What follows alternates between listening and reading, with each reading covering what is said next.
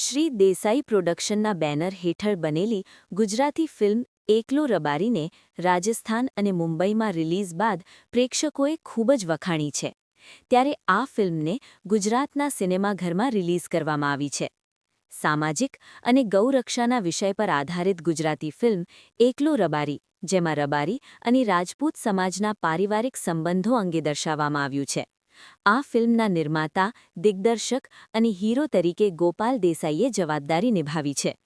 ફિલ્મનું મુખ્ય શૂટિંગ રાજસ્થાન અને ગુજરાતમાં કરવામાં આવ્યું છે. હેલો ગાઈસ, નમસ્કાર, જય સદીમાં. હું ફિલ્મ પ્રોડ્યુસર દિવ્યા પટેલ. તમે લોકો ઘણા વર્ષોથી ફિલ્મ ઇન્ડસ્ટ્રીમાં એઝ અ મેકર મને જોઈ રહ્યા છો, પણ આજે એક એવી લાગણીની વાત કરવા માટે તમારી સમક્ષ આવી છું કે મારા મિત્ર ગોપાલ દેસાઈ અને રાકેશ પાંડેએ મળી અને સરસ મજાની ફિલ્મ બનાવી છે એકલો રબારી.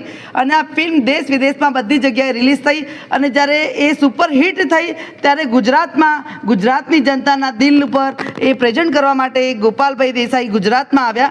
તો સૌ પ્રથમ એમને આશીર્વાદ રંગપુરના ભુવાજી અર્જણ ભુવાજીના લીધા છે અને એમાં સદીમાં એમના વારે ચડ્યા છે.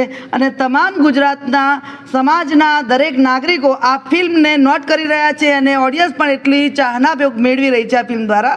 આ ફિલ્મની અંદર ગુજરાતની અંદર ફર્સ્ટ ટાઈમ આ ફિલ્મ રિલીઝ થઈ રહી છે અને અમને ભુવાજીના આશીર્વાદ મળી રહ્યા છે અને ભુવાજીના આશીર્વાદ અને એમની પ્રેરણાથી અમે ગુજરાતમાં ફિલ્મ રિલીઝ કરી રહ્યા છીએ.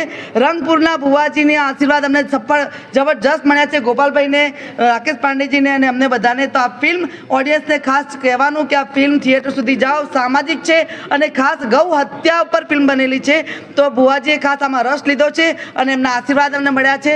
તો આ જણાવવાનું કે આ ફિલ્મ જોવા માટે અમે સોશિયલ મીડિયાના માધ્યમથી તમને પ્રેરિત કરીએ છીએ કે આ ફિલ્મ જોવા માટે કાલથી સિનેમાઘરોમાં જાઓ એવી શુભકામના અને ભુવાજીના આશીર્વાદ લેતા બોલો સાથી માત કી જય.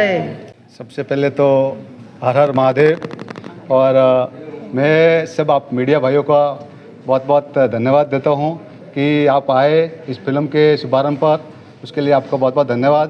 और विशेषकर गुरुजी पधारे, उनके लिए बहुत यानी अंदर से खुश हूँ कि अपने एकलो रबारी मूवी की लॉन्चिंग पे गुरुजी आए और उनके द्वारा रिबन काटा गया. उनके लिए भी उनको सन्ना में बार बार नमन.